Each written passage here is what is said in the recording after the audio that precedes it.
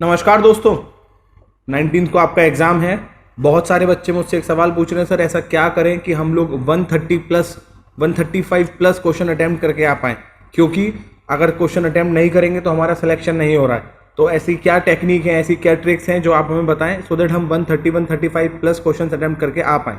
इस स्लाइड के अंदर आपको वो सारी की सारी टेक्निक्स, इस वीडियो में सारी की सारी टेक्निक, हर वो प्रिंसिपल, हर वो फिलॉसफी जो आपको एग्जाम में यूज़ करनी है, सब मिलने वाली है। तो चलिए शुरू करते हैं समझना आज की वीडियो।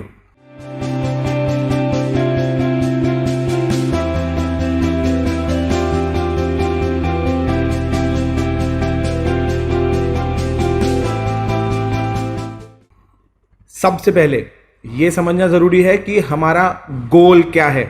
हमारा गोल 130 प्लस अटेम्प्ट करना है या फिर हमारा गोल हमारे टॉप कॉलेज में सिलेक्शन लेना है। अब आप कहोगे सर ये क्या बात हुई, अगर अटेम्प्ट ज़्यादा नहीं है तो सिलेक्शन भी नहीं होगा। नहीं, ध्यान रखें, अटेम्प्ट तो एक और तरीके से हो सकते हैं। आप 130 की क्या बात कर रहे हैं, आपके 150 क्वेश्चन अटेम्प्ट हो सकते हैं। आप क्वेश्चन पढ़ो ही मत, OMR में गोले भर के आ जाओ, अटेम्प्ट हो गए, खत्म बात। कितना ईजी है ना। या फिर आप कोई भी क्वेश्चन पढ़ो और बिना सोचे जल्दी जल्दी जल्दी जल्दी टिक लगा दो, ये सही है, ये सही है, ये सही है, और उसके बाद आप जाओ जल्दी से गोले भर दो, हो गए attempt. But the point is when we say about 130 plus attempt और when we say 140 attempt, it is basically with accuracy. It is basically with accuracy, so that आपके अटेम्प्ट भी ज़्यादा हो और ये तीर हर बार निशाने पे लगे, so that आपको नंबर भी ज़्यादा से ज़्यादा मिले। और ये वीडियो आपको वो दोनों चीज़ें सिखाएगी। तो सबसे पहले ये वीडियो शुरू करने से पहले मैं चाहूँगा आप अपने दिमाग के अंदर ये माइंडसेट क्लियर रखें कि आपको केवल 130-140 अटेम्प्ट नहीं कर रहे हैं, आपको अपना सिलेक्शन चाहिए टॉप NLU के अंदर। आपको अपनी बेस्ट परफॉर्मेंस देनी है। और अब ये वीडियो आगे देखें तो आपको समझ में आए कि किस तरीके से क्या क्या प्रिंसिपल्स आप लगा सकते हैं अपनी बेस्ट परफॉर्मेंस देने के लिए। तो चलिए दोस्तों, सबसे पहला प्रिंसिपल समझते हैं। तो सबसे पहला प्रिंसिपल आपको आपकी स्क्रीन पे दिख रहा है। आप कहेंगे सर ये तो एक रेस ट्रैक है, सर इससे हमको क्या समझ में आने वाला है एग्जाम के लिए। बिल्कुल ध्यान से समझिए। आप लोगों ने बहुत बार फॉर्मूला 1 की F1 या फिर कोई भी और रेस देखी होंगी, तो वो इसी तरीके के रेस ट्रैक पे होती हैं। Now the race track is very much similar to your exam paper. कैसे? कभी कभी रेस ट्रैक में कुछ क्वेश्चंस या कुछ पैसेज ऐसे आते हैं जो आपके लिए बहुत इजी होते हैं और वहां पे आप अपनी टॉप स्पीड पकड़ सकते हैं, टॉप स्पीड। फिर कहीं पे कुछ टफ पैसेज आते हैं जहां पे अगर आप बहुत तेज स्पीड पकड़ेंगे तो आपका एक्सीडेंट हो जाएगा, या फिर एक्सीडेंट नहीं होगा तो क्या होगा, आपके क्वेश्चंस गलत हो जाएंगे। तो उस टाइम पे आपको क्या करना होता है, थोड़ी सी स्पीड स्लो करके कर्व से निकलते हुए फिर से अपनी स्पीड तेज करनी होती है। तो बेसिकली क्या होता है, स्टूडेंट मुझसे पूछता है सर हर टॉपिक में कितना टाइम लगना चाहिए, हर पैसेज में कितना टाइम लगना चाहिए। See brother, this is not a very much what we can say empirical question. ये ऐसा हो नहीं सकता। It is very much subjective question. कभी कोई पैसेज अगर आपका टफ आया है तो अगर उसमें 5 मिनट की जगह 6 मिनट लग रहे हैं, और कभी कोई ईजी आया है तो उसमें 5 मिनट की जगह 4 मिनट लग रहे हैं, तो दोनों चीज़ें हो सकती हैं। इस पॉइंट को ध्यान रखते हुए प्रिंसिपल के ध्यान में रखना है कि अगर आपको मोड़ पे आप when you are on the turn, when you are on the tough passage, तो आपको अपनी उस टाइम के हिसाब से मैक्सिमम स्पीड रखनी है। And when you are on the easy passage, आपको उस टाइम के हिसाब से मैक्सिमम स्पीड रखनी है। तो आप कहेंगे sir how can we decide कि हमारी स्पीड मैक्सिमम क्या हो किसी भी टाइम के हिसाब से। तो दोस्तों हमेशा याद रखें मैक्सिमम स्पीड क्या हो सकती है, what is the right speed of doing the paper. सबसे important, only for the sake of having maximum right answers, only for the sake of having maximum right answer, और आपकी एक्यूरेसी खराब ना जाए उसकी वजह से अगर आप अपनी स्पीड बहुत कम कर रहे हैं तो बहुत गलत है। केवल इस वजह से कि आपकी एक्यूरेसी खराब ना हो, अगर आप स्पीड बहुत कम कर रहे हैं तो बहुत गलत है। एंड सेम, क्योंकि अगर आप माने यहां पे सब गाड़ियां दौड़ रही हैं 240 की स्पीड पे और आप चल रहे हैं 80 की स्पीड पे धीरे धीरे, क्यों? क्योंकि टक्कर नहीं होनी चाहिए। अरे तो रेसी क्यों कर रहे हो? समझ में आ रहा है? तो only for the sake of कि आपकी गलतियां ना हो आप स्पीड बहुत कम रखें, बिल्कुल गलत। Only for the sake of कि आपकी स्पीड बहुत फास्ट हो और आप एक्सीडेंट कर दें या बहुत सारी मिस्टेक्स कर दें, बिल्कुल गलत। तो आप कहेंगे सर सही क्या है? सही है टेकिंग इनटू कंसिडरेशन कि आपके क्वेश्चन सही हो रहे हैं और उसके साथ साथ आप अपनी मैक्सिमम स्पीड रख रहे हैं। टेकिंग इनटू कंसिडरेशन कि आपके क्वेश्चन सही हो रहे हैं एंड एडेड टू दैट आप अपनी मैक्सिमम स्पीड रख रहे हैं। अब आप कहेंगे सर ये कैसे पता पड़ेगा कि हमारे क्वेश्चंस सही हो रहे हैं कि नहीं? वो तो आंसर में पता पड़ेगा ना। तो ऐसी क्या गलती करें कि हम ना तो अंडर थिंक करें, ना तो ओवर थिंक करें, ना ही अंडर थिंक करें? ऐसी क्या टेक्निक क्या अपनाएं ऐसी? तो दोस्तों नेक्स्ट वेरी मच इंपॉर्टेंट, सबसे पहले एक रूल याद रखिए। अगर आपने कोई क्वेश्चन पढ़ लिया है और उसके बाद आप एलिमिनेशन से उसके अगर किसी एक ऑप्शन को भी एलिमिनेट कर पाते हैं तो 1/4 की नेगेटिव, मैं अपनी पहले भी वीडियो में सेम पीपीटी स्लाइड, इस सेम वाली स्लाइड समझा चुका हूँ, 1/4 की नेगेटिव एंड 1/3 की प्रोबेबिलिटी आपकी सही होने की, आप उसे अटेम्प्ट करके आइए, आप समझिए। If there is a turn, is it logical कि आप यहाँ से गाड़ी वापस मुड़ा लेंगे? नहीं ना, आपको चलना है ना क्वेश्चन पे आगे, तो आपको पता होना चाहिए। अगर आपको ज्यादा अटेम्प्ट करने हैं, अगर आपको ज्यादा सही होने के चांसेस हैं, तो अगर आपको चारों में से कोई ऑप्शन नहीं पता तो आप एक बार को अटेम्प्ट नहीं करिए, कोई समस्या नहीं। बट अगर आपको 4 में से एक ऑप्शन आप काट पा रहे हैं तो आपको 3 ऑप्शन में चूज करना है, तो आपकी 1/3 प्रोबेबिलिटी है, यू कैन अटेम्प्ट इट। और अगर आप 2 ऑप्शन काट पा रहे हैं then you must attempt it. जरूरी नहीं है कि चारों ऑप्शन में से हर बार तुम्हें पता हो सही आंसर क्या है, किसी को नहीं पता होता हर बार। जरूरी यह है कि तुम्हें पता हो कि गलत आंसर कौन कौन से हैं। So if you know what are the wrong answer, your probability of having a right answer suppose it is by itself increases. समझ में आ रहा है? तो ये बहुत याद रखें, पहला तरीका। इससे आपको करीबन 25 से 30 क्वेश्चन ऐसे होंगे, या करीबन 30 से 40 क्वेश्चन भी हो सकते हैं कुछ स्टूडेंट के ऐसे जो वो अभी नहीं कर रहे होंगे क्योंकि उनको एग्जैक्ट आंसर नहीं मिल रहा, और वो इसको अटेम्प्ट करके आएंगे। बहुत इंपॉर्टेंट। नेक्स्ट, इसके बाद एक बहुत इंपॉर्टेंट प्रिंसिपल, दैट इज, ये बहुत इंपॉर्टेंट है क्योंकि ये आप लोगों को बहुत बार गलती करता है। कितने बच्चों के साथ ऐसा होता है कि किसी ऑप्शन के अंदर किसी क्वेश्चन में 4 ऑप्शन है और 4 ऑप्शन आने के बाद में आपने सोचना शुरू करा, आपको उसका सीधा आंसर नहीं आता है। तो आपने सीधा आंसर नहीं आता है तो आपने सोचा कि यार चलो ये वाला गलत होगा, तो ए ऑप्शन आपने गलत कर दिया। फिर आपने सोचा कि चलो अब क्या होता है, बी, आपने कहा बी तो नहीं पता, शायद डी भी गलत होगा, तो आपने डी भी गलत कर दिया, तो डी भी गलत हो गया। अभी आप बच्चे बी और सी के अंदर, आपको ये सोचते सोचते करीबन मानिए कि 30 सेकंड हो चुके हैं। अभी 30 सेकंड के बाद आपका दिमाग हो गया फ्रस्ट्रेट एकदम से। क्यों? क्योंकि आप अपने आप को सेल्फ जज कर रहे हैं उस टाइम पे। पेपर छूट गया तो क्या होगा, सिलेक्शन नहीं हुआ तो क्या होगा, अरे पिछले क्वेश्चन में क्या किया, आगे वाले क्वेश्चन में क्या होने वाला है, 500 अलग अलग बातें सोच रहे हैं, और उससे आपका दिमाग हुआ फ्रस्ट्रेट, आपकी एंड्योरेंस हुई कम, और एट सडन आपने ये 2 ऑप्शंस में से जो 10 सेकंड और सोचना था आपको, आपने नहीं सोचा। जो 10 सेकंड और सोचना था वो आपने नहीं सोचा, और उसकी वजह से क्या हुआ, आपने अपनी रैशनल थिंकिंग के साथ में, with your rational thinking you have implied your intuitive और इम्पल्सिव थिंकिंग। ध्यान से समझिएगा। हम लोग बोलते हैं ना दिल और दिमाग दोनों होते हैं, बट सवाल क्या होता है, या तो दिमाग की सुननी चाहिए या दिल की सुननी चाहिए, दोनों की मिक्स नहीं करनी चाहिए भाई, दोनों की मिक्स नहीं करनी चाहिए। नहीं तो क्या होता है कि जब आप रैशनल से चल रहे होते हैं, आपने 2 ऑप्शन काटे और 2 के बाद आप 10 सेकंड और सोचते तो आप सोच पाते कि अरे यार यहाँ पे ये वर्ड लिखा, यहाँ नहीं लिखा, ये वाला सही है, ये नहीं होगा, आप कर लेते। बट आपने क्या करा, उन दोनों में से एकदम से कोई टिक लगा दिया, क्योंकि आपने दिमाग की सुनते सुनते दिल की सुन ली। एक तरीका।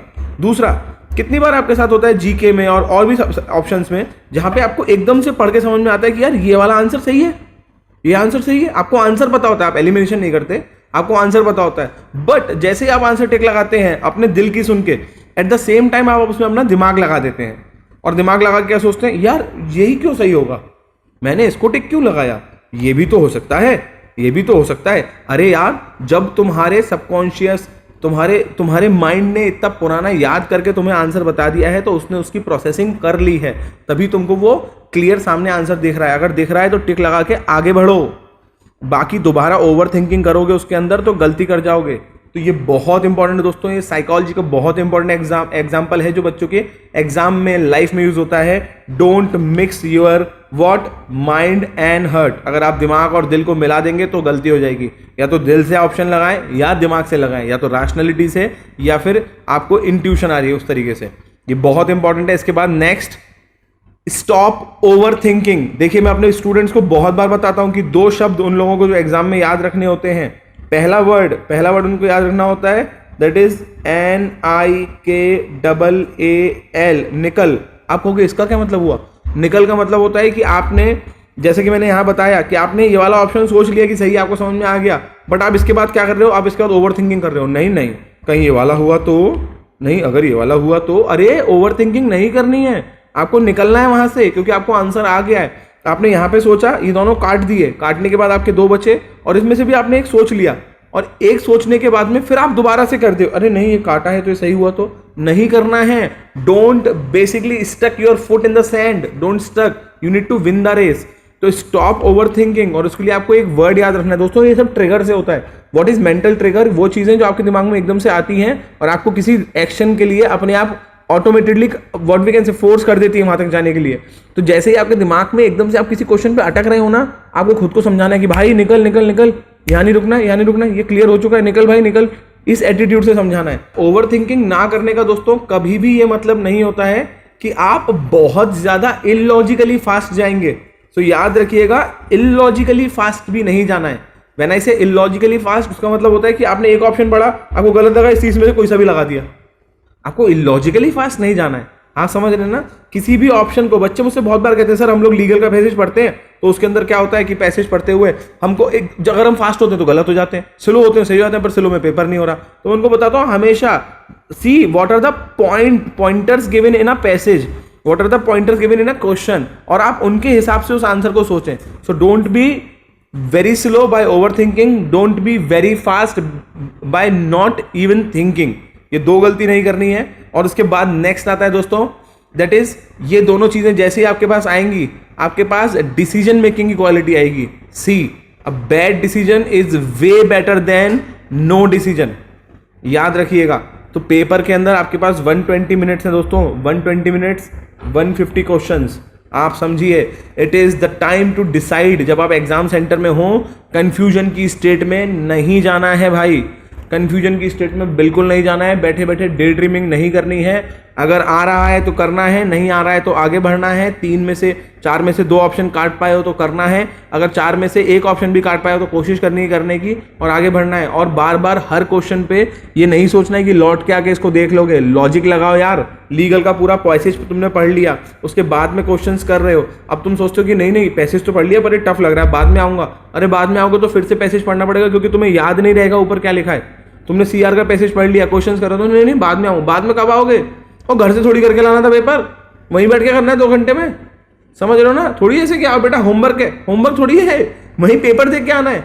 तो इसीलिए उस टाइम पे डिसीजन मेकिंग बहुत जरूरी है भाई, डिसीजन मेकिंग बहुत जरूरी है। मेरी बात समझना। इसीलिए take decision at the paper, आपको क्लियर होना चाहिए। और मैं हर बार हर बच्चे को समझा रहा हूं, एंड के अगर आप पे 120 मिनट है तो 119 मिनट 50 सेकंड तक भी आपको हार नहीं माननी है। आपको अपना पूरा पेपर करके आना है जितना आपसे बन पड़ सकता है। ओवर थिंकिंग नहीं करनी है। ओवर थिंकिंग मतलब होता है कि यार बाकी लोगों को कैसा हो रहा होगा, कट ऑफ कम गई तो क्या होगा, कट ऑफ, अबे पेपर देने आए हो उस टाइम भाई, उस टाइम पेपर देने आओ। बचपन से कोई ना कोई स्पोर्ट्स तो खेला होगा, क्या गेम खेलते में सोचते हो क्या कि अरे अरे वहाँ क्या हो रहा होगा? अरे सामने से शटल कॉक अगर आ रही होती है तो तुम उसको मारते हो, सामने से बॉल आ रही होती है तो शॉट मारते हो। उस टाइम पे सोचते नहीं है, उस टाइम पे एक्शन करते हो। तो क्वेश्चन करना, ओवर थिंकिंग मत करना। And then finally final point जो मैं अपनी लाइफ में सारे पेपर्स में कोशिश करता हूँ अडॉप्ट करने की, और पेपर्स में अडॉप्ट करके ही मुझे उनसे सिलेक्शन मिला था, वो क्या? That is, you need to be very very fast. बहुत फास्ट चलना है पेपर में, बिल्कुल मना नहीं है, मैं बिल्कुल कह रहा हूं। वो शुरू में रेस ट्रैक याद होगा ना, जितना फास्ट हो सकता है हर मोड़ पे फास्ट रहना है, बट टक्कर नहीं होने देनी है, बट अपने कॉन्फिडेंस को खत्म नहीं होने देना है, बट ओवर थिंकिंग नहीं करनी है, बट पैनिक में नहीं आना है, बट एंग्जाइटी नहीं होनी है, बट खुद का उस टाइम पे क्रिटिकल नहीं होना है, खुद को उस टाइम पे एब्यूज कर्स नहीं करना है, खुद को उस टाइम पे फियर में नहीं लाना है। और वो कैसे होगा? जब आप बहुत फास्ट तो होंगे पर आपका दिमाग बहुत शांत होगा। जैसे कि आपने बहुत बार शाओलिन मॉन्क्स को देखा है, फाइटर्स को देखा है, जब वो लड़ रहे होते हैं तो लड़ते समय वो लड़ तो रहे होते हैं पर उनका दिमाग बिल्कुल शांत होता है। So if you have a very cool mind and you are very fast, there are very very very less probability कि आपका ना हो। फॉर श्योर आपका सिलेक्शन लिखा हुआ है, क्योंकि आप बहुत शांत दिमाग से पेपर कर रहे हैं। क्योंकि जब आपका शांत दिमाग होगा तो आप पेपर के अंदर अपने आप को अडॉप्ट कर पाएंगे पेपर के बदलते हुए तरीके से। तो दोस्तों इस बात को याद रखें, ये सारे पॉइंट्स याद रखें। मैं बहुत क्विकली आपके लिए ये सारे पॉइंट्स दोबारा समझा देता हूं। दैट इज, फर्स्ट, अपना गोल क्लियर रखें कि आपका गोल क्या है। आपका गोल ज्यादा अटेम्प्ट करना नहीं है, आपका गोल बहुत सारी एक्यूरेसी नहीं है, आपका गोल एक बैलेंस है अटेम्प्ट और एक्यूरेसी के बीच का, तो दैट आपके मैक्सिमम मार्क्स आ सकें। दूसरा कैसे होगा, आपको याद रखना है रेस ट्रैक। रेस ट्रैक याद रखेंगे तो क्या याद रहेगा आपको? रेस ट्रैक याद रखने में आपको याद रहेगा कि अरे इस क्वेश्चन पे स्लो हो सकते हैं, इस क्वेश्चन पे फास्ट होना है, कोई फिक्स टाइमिंग नहीं है। It is like this, paper हमेशा ऐसे होता है, कुछ मोड बहुत टफ होती हैं और कुछ बहुत ही ईजी होती हैं। देन इसके बाद आपको याद रखना है राइट स्पीड क्या है, केवल इस वजह से कि एक्यूरेसी सही होनी है, स्लो नहीं होना है, केवल इस वजह से कि बहुत फास्ट होना है, एक्यूरेसी खराब नहीं करनी है, एक बैलेंस बना के चलना है दोनों चीजों के बीच में। देन आपको याद रखना है 1/2, 1/3, 1/4 प्रिंसिपल। एक भी ऑप्शन नहीं आया कोई बात नहीं, मत करो। अगर एक ऑप्शन गलत कर दिया, 3 बचे हुए हैं, करके आओ। अगर 2 ऑप्शन गलत कर दिए, करके आना पड़ेगा, वरना सिलेक्शन नहीं होगा। याद रखिएगा, आप उसमें अपना टाइम दे चुके हैं, you have invested your time in that question. उसके बाद में नेक्स्ट रैशनल थिंकिंग और इंट्यूटिव या फिर इंपल्सिव थिंकिंग। इसके अंदर क्या होता है दोस्तों, अगर आप रैशनल थिंकिंग से 4 ऑप्शंस के अंदर 2 काट चुके हैं तो एकदम से बाकी बचे ऑप्शंस में से टिक मत लगा दो, सोचो 2 मिनट और, आप इसके बाद रिड्यूस करके आंसर पे आ जाओगे। और बहुत ज्यादा देर तक भी मत सोचो। और अगर आपने एकदम से आपको ऑप्शन देख के याद आ गया कि यही आंसर है, तो फालतू मत सोचो कि अरे यार मेरे को याद आया है तो यही क्यों होगा, ये क्यों नहीं हो सकता। अरे तुम्हारे दिमाग ने उसको प्रोसेस कर लिया भाई, तभी बताया है। तो ये याद रखो, इन दोनों को मिक्स नहीं करना है, इन दोनों को मिक्स नहीं करना। या तो दिल की सुननी है या दिमाग की सुननी है, दोनों की एक साथ नहीं सुननी है, ठीक है। नेक्स्ट इसके बाद निकल प्रिंसिपल याद रखें, दैट इज ओवर थिंकिंग नहीं करनी है। तो निकल थिंकिंग याद रखें तो क्या होगा, किसी भी ऑप्शन पे फालतू अटकेंगे नहीं। और उसके बाद यहां याद रखें रुक। तो रुक प्रिंसिपल क्या होता है कि फालतू में तेज नहीं भागना है। किसी ऑप्शन पे आपको देख रहा है कि अगर आप 10 सेकंड और दे दोगे तो सही हो जाएगा, तो दो ना यार, उस पे दो ना, उस पे 10 सेकंड सोचो ना उसमें, और 2 पॉइंट क्या लिखे हैं, भाग क्यों रहे हो बिना बात के पेपर में, समझ रहे हैं ना। ये थोड़ी है कि 120 150 क्वेश्चन सबसे फास्ट कौन करेगा, अरे नंबर आने चाहिए भाई, ठीक है। तो ये याद रखें, आपको रुक भी रहना है, आपको निकल भी यूज करना है, ओवर थिंकिंग भी नहीं करनी पर नो थिंकिंग भी नहीं करनी। देन डिसीजन मेकिंग बहुत जरूरी है, वो डिसीजन मेकिंग इसी का पार्ट है दोस्तों। ये डिसीजन मेकिंग यहीं से आएगी आपको, जब आप दोनों चीजें सीखेंगे तो आपको डिसीजन आएगा कि अभी क्या करना है on the time of the paper. And then इसके बाद में बहुत जरूरी है very very fast mind yet very cool mind. दिमाग को बिल्कुल शांत रखना है, ना तो ओवर थिंकिंग करनी, ना जजमेंट करना, ना फ्यूचर सोचना, ना पास्ट सोचना। तुम्हारा पेपर के अंदर सामने क्वेश्चन, इसके अलावा दुनिया में और कुछ भी नहीं है उस टाइम। क्लियर है ना। मैं उम्मीद करता हूँ आपको ये सब बिल्कुल अच्छे से समझ में आया होगा। अगर आप लोगों को हमारा चैनल अच्छा लग रहा है तो प्लीज़ इसके चैनल को सब्सक्राइब करें। वीडियो को अगर आपको अच्छी लगी तो प्लीज़ लाइक करें, अपने दोस्तों से शेयर करें। कोई भी समस्या हो तो कमेंट करें, समझ रहे ना। We are a community friends. अगर हम लोग एक दूसरे के साथ कम्युनिकेट करेंगे तभी कम्युनिटी अच्छी होगी। तो let's communicate, let's spread for good things to be powerful, they need to be as much organized as the bad things are. तो हम लोगों को अच्छे से अच्छा कंटेंट लोगों तक पहुंचाना होगा।